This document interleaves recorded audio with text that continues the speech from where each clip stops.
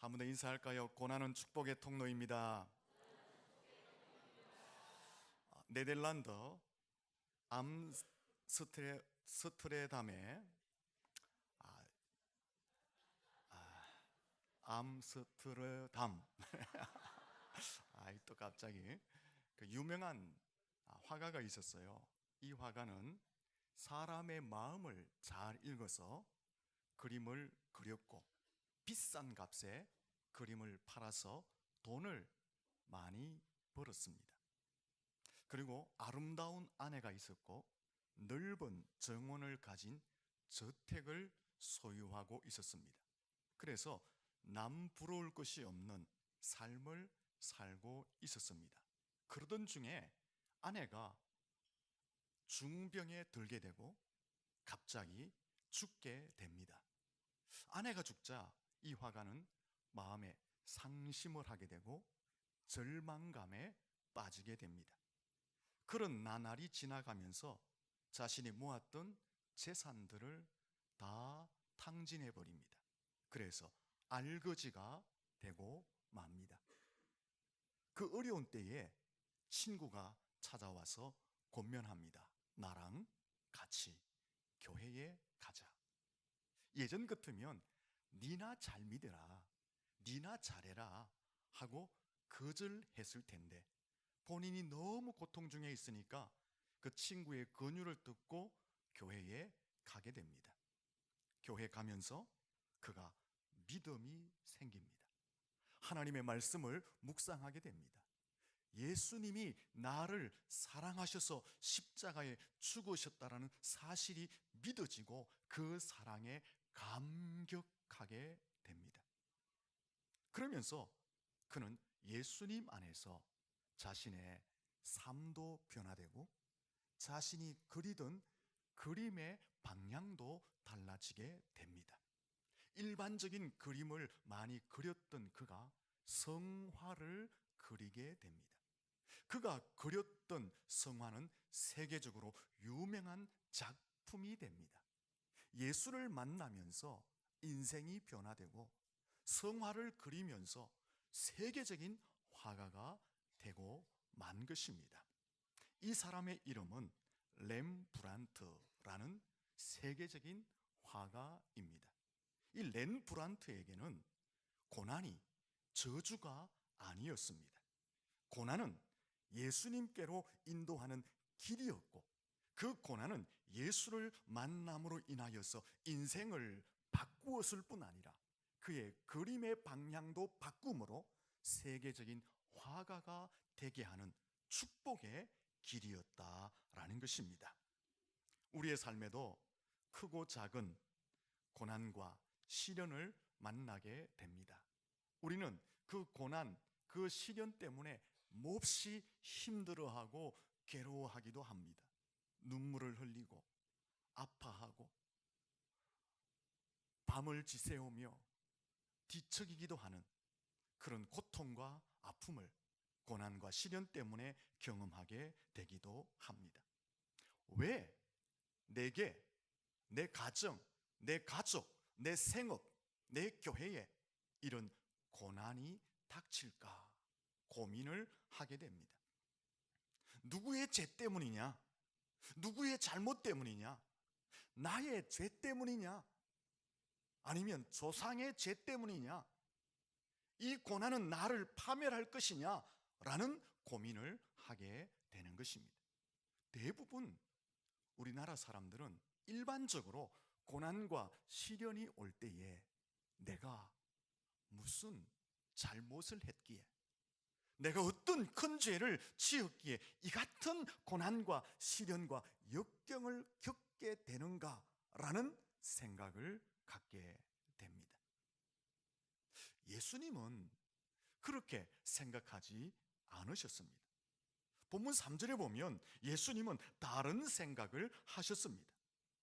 고난과 역경과 아픔은 누구의 죄 때문이 아니다.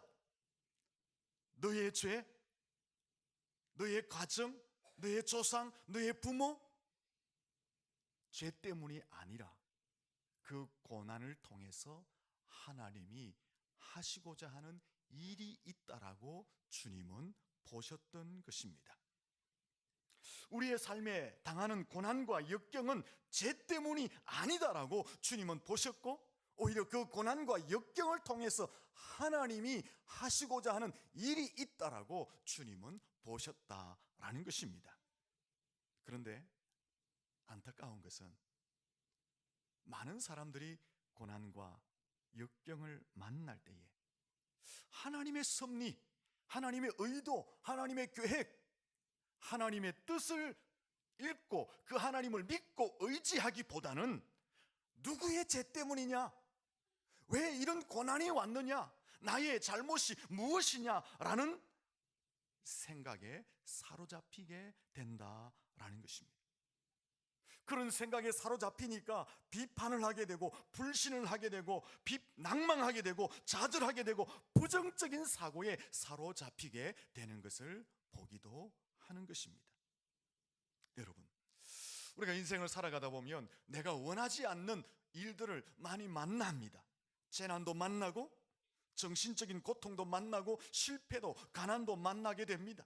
인간관계 악화, 질병, 죽음, 이런 역경들 내가 원하지 않음에도 불구하고 만나게 되는 것이 그런 인생의 아픔들입니다. 이런 역경들을 만날 때에 우리를 더 힘들게 하는 것은 고난이라는, 고통이라는 그 자체도 우리를 힘들게 하고 어렵게 하지만 우리를 더 힘들게 하고 더 고통스럽게 하는 것은 그 역경으로 인한 불신이나 비판이나 원망이나 죄책감이나 두려움이나 낙심, 이런 것들이 우리를 더 힘들게 하고 고통스럽게 한다라는 것입니다. 이런 삶의 고난, 그 삶의 고난으로 인한 부정적인 생각들을 어떻게 하면 극복하고 이겨낼 수 있겠습니까? 간단합니다. 그 고난 가운데 하나님의 섭리를, 하나님의 의도와 하나님의 계획과 하나님의 뜻을 바라보면 고난을 이길 수 있고 고난 때문에 당하는 부정적인 사고들도 극복해내게 되는 것입니다. 고난 가운데, 역경 가운데 일하시는 하나님의 섭리와 하나님의 계획과 하나님의 뜻은 무엇입니까? 욥기 23장 10절에 보면 나의 가는 길을 오직 그가 아시나니 그가 나를 단련하신 후에는 내가 점금같이 나으리라. 로마서 5장 3에서 4절에 보면 우리가 환난 중에도 즐거워하나니 환난은 인내를, 인내는 연단을, 연단은 소망을 이루는 줄 알미로다. 로마서 8장 28절에 보면 우리가 알거니와 하나님을 사랑하는 자 곧 그의 뜻대로 부르심을 입은 자들에게는 모든 것이 합력하여 선을 이루느니라. 마태복음 5장 10절과 11절에 보면 의를 위하여 핍박을 당하고 고난을 당하느냐 즐거워해라. 왜냐하면 그런 핍박과 고난을 당하는 것은 천국을 기업으로 받은 증거이고 하늘에서 하나님이 주시는 상급이 크기 때문이다라고 설명하고 있는 것입니다. 왜 하나님께서는 우리의 인생 가운데 고난을 허락하시느냐, 역경을 허용하시느냐?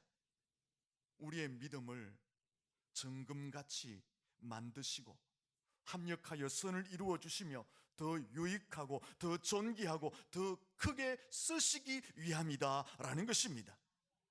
우리가 이 하나님의 섭리, 이 하나님의 일하심을 철저히 믿고 의지하고 확신한다면 어떤 고난도 이겨낼 수 있고 그 고난 가운데 주어지는 부정적인 사고들도 견디고 버텨내며 나갈 수 있게 된다라는 것입니다. 고난 가운데 하나님의 섭리를 바라볼 수 있기를 예수님 이름으로 축복합니다. 옆 사람에게 축복합니다. 고난 가운데 하나님의 뜻이 있습니다. 세계 3대 참회록이 있습니다. 어거스틴의 참회록, 루소의 참회록, 톨스토이의 참회록이 세계 3대 참회록입니다. 이 3대 참회록은 같은 구조를 가지고 있습니다. 지난날 어려웠던 생활, 지난달 타락했던 생활, 지난날 어두웠던 생활, 지난날 고통스러웠던 생활을 돌이켜보면서 반성하고 회개하면서 거듭남의 삶, 새로운 삶을 살았다라는 내용을 기록한 것이 이 3대 참회록의 내용입니다. 이런 같은 구조를 가지고 있는 것입니다. 이 3대 참회록에는 또한 같은 중요한 핵심 메시지를 담고 있습니다.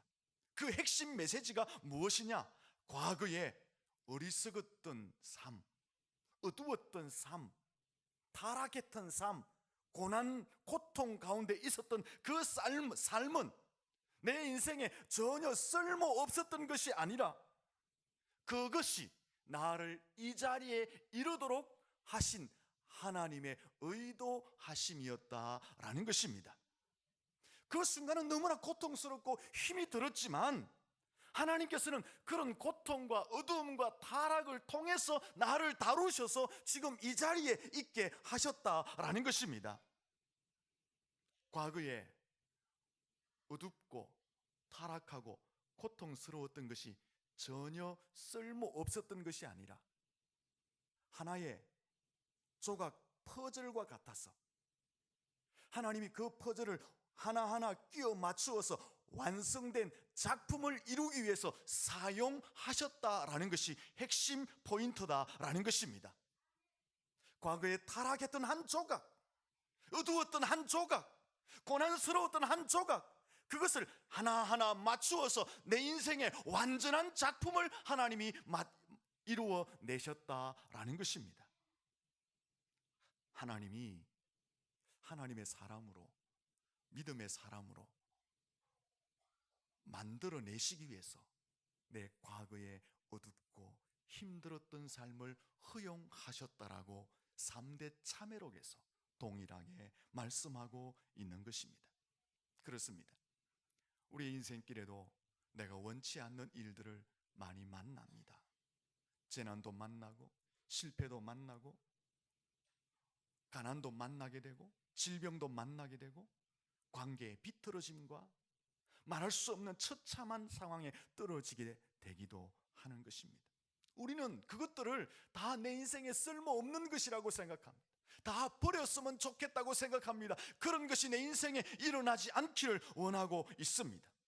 하지만 하나님께서는 그것을 버리지 않으시고 하나의 조각 퍼즐처럼 내 인생 가운데 끼워 맞추어서 내 인생을 가장 아름다운 작품으로 만들어 가신다라는 것입니다.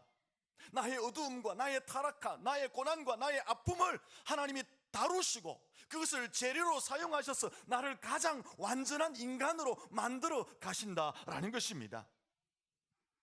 사랑하는 성도 여러분, 우리는 내 인생에 고난이 없었으면 좋겠다라고 생각하지만 하나님은 그 고난을 통해서 나를 다듬고 나를 깎고 나를 조여서 완전한 믿음의 자리에 세워 가신다라는 것입니다.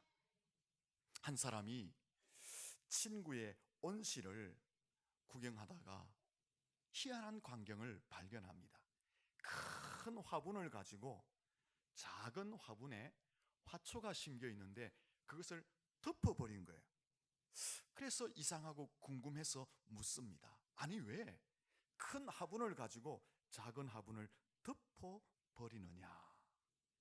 그때 친구가 대답을 합니다. 이유가 있다네. 더 깊은 뿌리를 내게 하기 위해서 그렇게 한다네. 좀 이상하게 들릴지는 모르지만 분명한 사실은 뿌리를 깊이 내리기 위해서는 어두움이 필요하다네 라고 말을 한 것입니다. 하나님께서 이처럼 내 삶에 고난이라는 어두움을 허락하시는 것은 내 믿음의 뿌리를 더 깊이 받게 하고 정금 같은 사람으로 세우기 위해서 어둠이라는 그 고난이라는 어두움을 우리에게 허락하신다라는 것입니다. 성도는 이런 관점에서 모든 사건과 사물들을 바라볼 수 있는 눈을 가져야 하는 것입니다. 이것이 바로 예수님의 눈으로 하나님의 눈으로 사건과 사물을 바라보는 시각이라고 말을 하는 것입니다. 이렇게 보는 것을 성경적 관점에서 사물을 바라보고 이기는 능력이라고 설명을 하는 것입니다. 이런 시각을 갖는 것을 창조적이고 긍정적인 믿음을 가진 것이다라고 말을 하게 되는 것입니다. 사랑하는 성도 여러분, 우리가 이런 시각, 이런 믿음을 가질 때에 고난을 이겨내게 됩니다. 이런 시각, 이런 믿음을 가질 때에 우리 인생 가운데 그 고난 때문에 몰려오는 수많은 부정과 비판과 수많은 시선들을 극복해내게 되는 것입니다. 여러분의 눈이 믿음의 눈으로 열려질 수 있기를 예수님 이름으로 축원합니다. 본문에 보시면 고난에 대한 예수님의 시각과 제자의 시각이 다른 것을 말씀해 주고 있습니다. 예수님과 제자가 길을 가다가 날 때부터 맹인된 사람을 만나게 됩니다. 날 때부터 맹인이 되었다, 소경이 되었다는 것은 태어나면서부터 한 번도 세상을 보지 못했다는 것입니다. 또한 이것은 앞으로도 눈이 떠여져서 세상을 바라볼 수 없다는 불가능을 이야기하고 그 사람은 불행한 사람이다라고 성경에서 소개하고 있는 것입니다. 사람에게 있어서 가장 큰 불행은 앞을 보지 못하는 것이다라고 말합니다. 이런 이야기가 있습니다. 사람의 몸을 1만 원에 비유하면서 눈은 1만 원 중에서 7천 원의 가치를 가진다라는 말이 있습니다. 또 이런 말이 있습니다. 얼굴 중에 눈, 코, 입, 귀, 이마가 있는데 100점으로 환산할 때에 눈은 50점에 해당한다고 합니다. 눈이 인생에 사람에게 가장 중요하다라고 말해주고 있는 것입니다. 이 삼중고를 겪었던 헬렌 켈러라는 여성이 그의 자서전에 이런 말을 썼습니다. 들을 수 없다는 것보다, 말할 수 없다는 것보다 더 큰 고통은 내가 볼 수 없다는 것이다. 아, 내가 볼 수 있다면 얼마나 좋을까. 그의 자서전에 볼 수 없다는 고통을 그는 하소연하듯 기록해 놓은 것입니다. 그러므로 이 본문 속에 날 때부터 맹인되었다라는 것은 인생 가운데 가장 불쌍한 인생임을 설명하고 있는 것입니다. 근데 이 한 맹인을 보면서 예수님과 제자들의 시각과 생각은 달랐습니다. 2절 말씀을 같이 한번 읽어보도록 하겠습니다. 같이 읽습니다. 제자들이 물어 이르되 라삐여, 이 사람이 맹인으로 난 것이 누구의 죄로 인함이니까? 자기니까? 그의 부모니까? 제자들의 시각은 날 때부터 맹인된 소경을 바라보면서 이 사람이 맹인된 것은 죄 때문이다라고 바라보고 있는 것입니다. 왜 맹인이 되었느냐? 죄로 인한 결과이다, 죄로 인한 심판이다라고 제자들은 보고 있는 것입니다. 제자들은 왜 맹인을 보면서 죄에 대한 결과로 보고 있을까요? 이것은 그 당시 유대인들 사회에 일반적으로 생각되어졌던 통념과 같은 것이었기 때문에 그렇습니다. 당시 유대사회는요, 이런 날 때부터 맹인이 되는 것, 살아가면서 문둥병, 즉 한센병이 걸리게 되는 것은 그냥 자연적으로 되어진 것이 아니라 누군가의 죄 때문에 이런 질병을 얻게 된다라고 일반적으로 생각하고 있었던 것입니다. 그래서 제자들도 아주 자연스럽게 그 맹인을 보면서 아, 이 사람은 죄 때문에 그렇다라고 판단을 하게 된 것입니다. 죄의 결과다, 죄로 인한 형벌의 결과다, 죄 때문에 심판을 받은 것이다, 죄가 많아서 이 고난을 당하고 있다라고 제자들도 당연하게 바라보고 생각했던 것입니다. 근데 이 제자들의 생각, 제자들의 시각은 온전치 못한 생각이었고 온전치 못한 시각이었습니다. 왜 제자들이 이렇게 보는 것이 온전하지 못한 생각이고 시각일까요? 죄 때문이다 라고 이야기하는 것은 보지 못하는 것 때문에 고통스러워하고 비참해하고 힘들어하는 그 맹인의 형편을 살피는 것이 아니라 당연히 죄 때문에 벌을 받은 것이다라고 판단하고 비판하고 정죄하는 행위이기 때문에 그렇습니다. 여러분, 고통 중에 있는 사람들을, 고난 중에 있는 사람들을 바라볼 때에 동정심이 생기는 것, 불쌍함이 생기는 것, 긍휼한 마음이 드는 것은 사람들에게 당연히 생기는 인지상정과 같은 것입니다. 고통 중에 있는 자를 바라보면서 내가 도와줘 하겠다라는 그 안타까운 마음이 생기는 것은 너무나 지극히 당연한 것입니다. 본문에 예수님의 제자들이라면 당연히 그 고통 중에 있는 그 맹인을 보면서 불쌍하다, 안 됐다, 내가 도와줄 수 없을까, 이런 마음을 가지는 것이 당연합니다. 그런데 그 예수님의 제자들은 맹인을 바라보면서 죄 때문이다 라는 시각과 생각을 가졌던 것입니다. 죄 때문에 심판을 받은 거야, 죄가 많아서 저런 고통을 당하고 있는 거야 라고 바라보았다라는 것입니다. 그리고 이 제자들의 시각은요, 죄 때문에 저런 고통을 당했다라고 바라보는 시각은 이제 끝이 났다, 더 이상은 안 된다라는 단정과 같은 시각입니다. 왜요? 죄 때문에 저런 고난을 받고 있기 때문에 회복이 안 된다는 거예요. 회생이 안 된다는 거예요. 치료가 안 된다는 거예요. 왜? 죄로 인한 형벌이기 때문에 끝나버렸지 다시는 재생되거나 회복되거나 치료되지 않는다라는 단정적인 의미를 포함하고 있는 것입니다.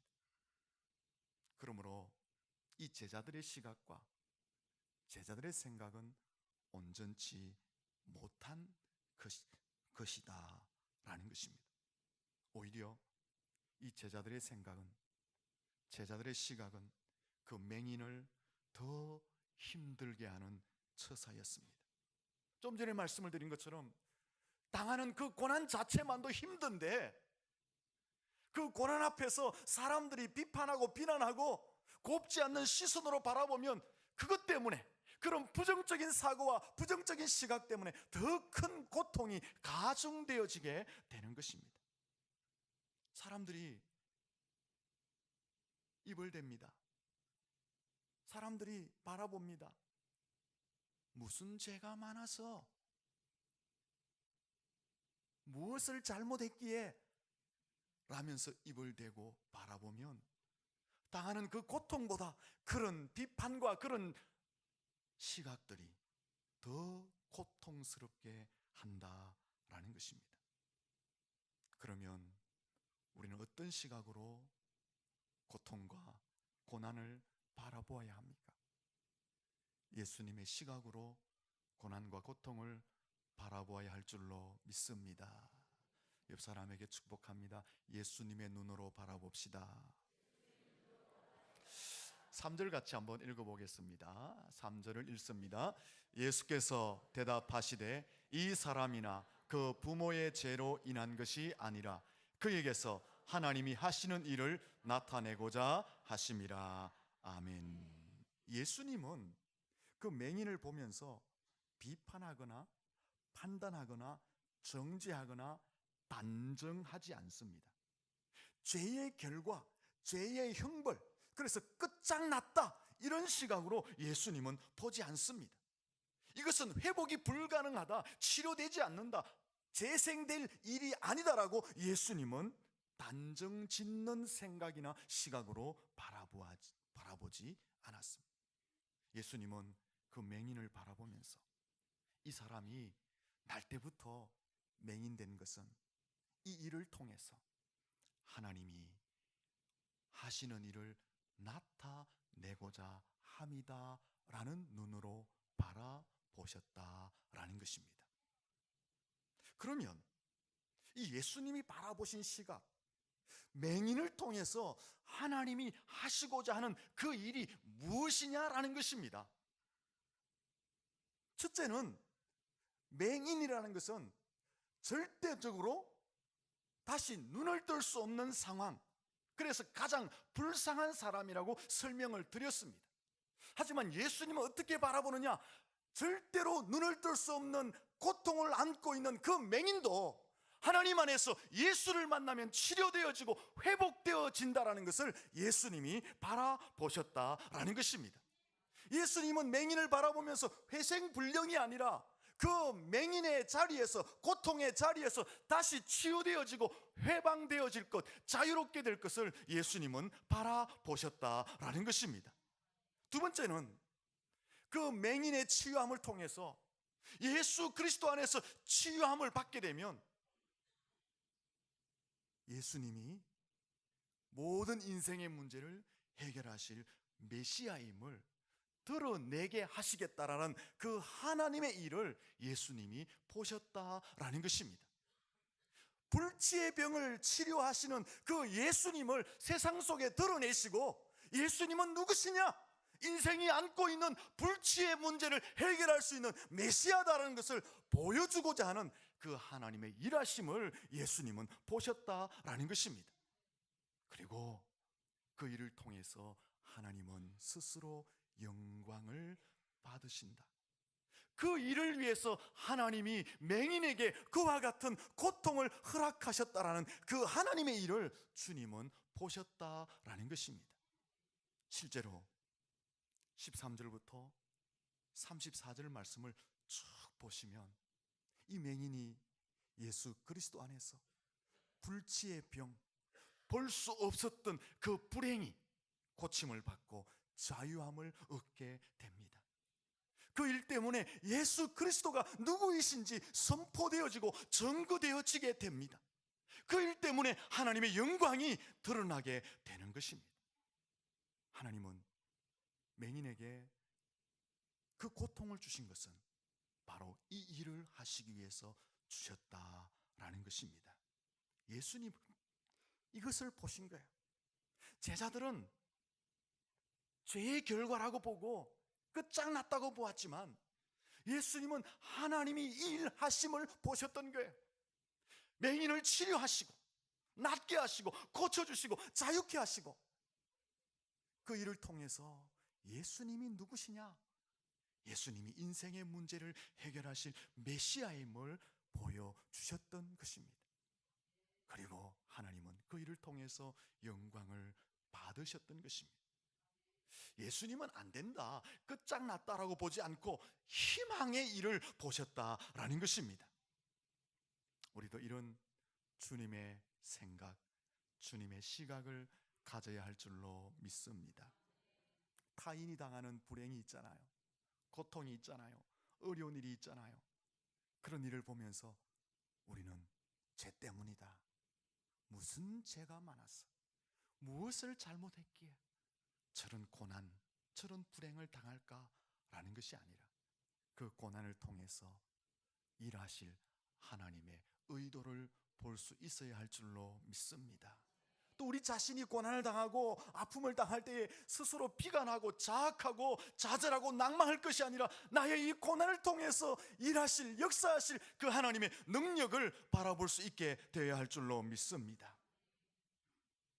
예수님처럼 고난과 역경에 대해서 하나님의 일하심을 우리가 보게 된다면 내가 당하는 고난, 그 고난 때문에 당하는 부정적인 사고들, 그래서 그 고난이 가중되는 것들을 예수님의 시각을 가지면 버텨내고 견뎌내고 마침내 이겨내게 될 줄로 믿습니다.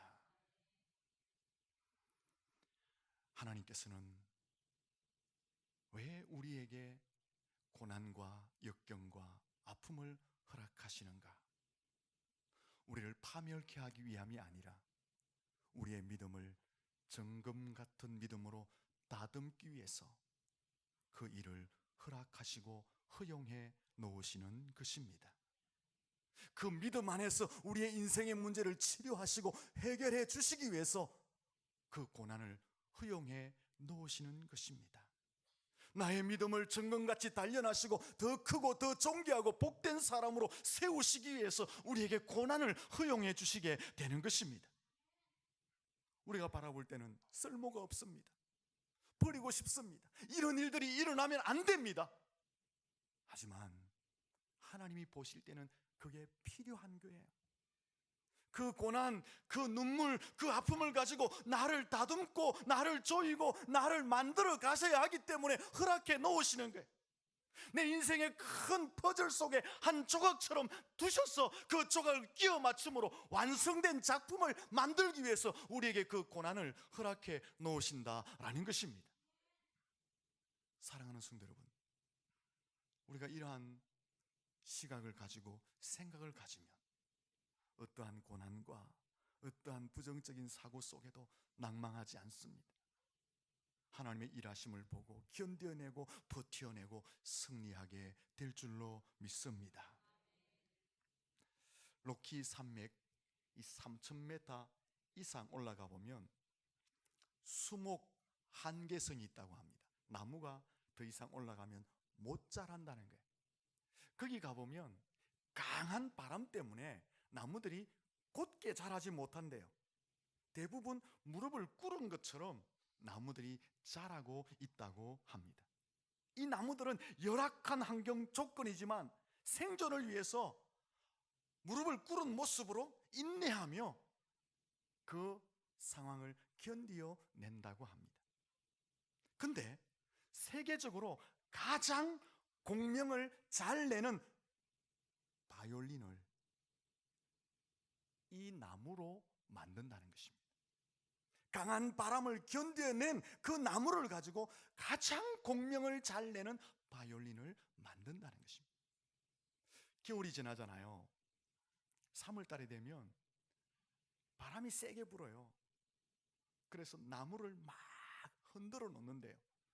흔들리는 나무를 보면 좀 애처로운 생각이 듭니다. 근데 식물학자들은요, 그 강한 바람이 나무들에게는 꼭 필요하다고 합니다.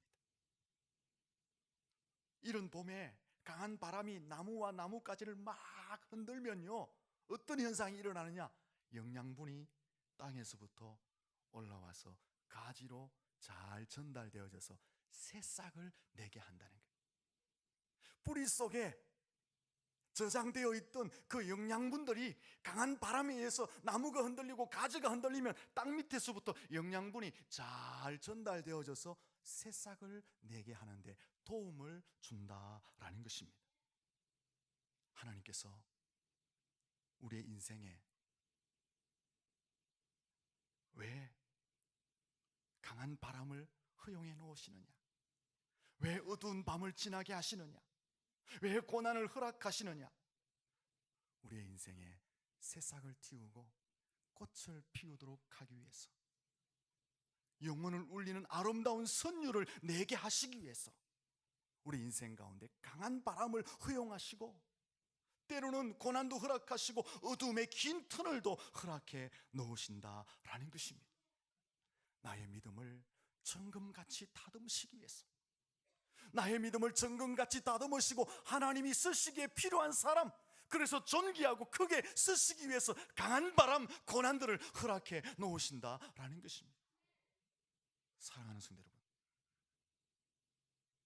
고난과 역경을 바라볼 때에 이런 주님의 시각을 가져야 하는 것입니다. 그러면은 어떤 고난도 역경도 이겨내게 되는 것입니다. 아이고, 내가 무슨 죄가 많아서 우리 조상들의 묘를 잘못 썼나? 내가 무엇을 했기에 이런 고난이 오나? 그런 것이 아니라 그 고난을 통해서 하나님이 나를 쓰시고자 하는 계획과 의도가 있음을 알 수 있기를 예수님 이름으로 축원합니다. 그리고 그 고난과 어둠의 터널을 잘 이겨내시고 찬란한 새 아침을 맞으시며 새싹을 피우시고 꽃을 피우시고 풍성한 열매를 주님 안에서 맺을 수 있기를 예수님 이름으로 축원합니다. 기도하겠습니다.